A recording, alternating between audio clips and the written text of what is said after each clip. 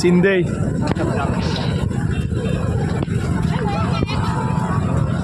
બહુ ખરાબ પરિસ્થિતિ છે. બધા જ ઘેરોની આ પરિસ્થિતિ.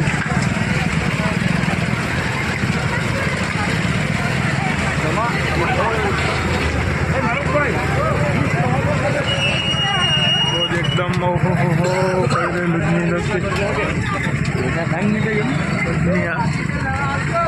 આખા રસ્તા પણ બધા જવા પડવાથી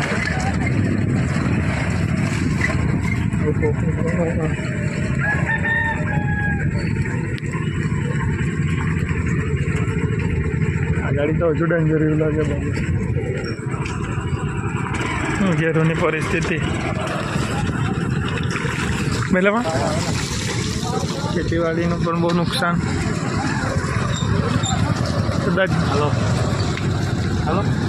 પણ ઘર એવું નથી જેના ઘરના પતરા નહીં તૂટતા હોય.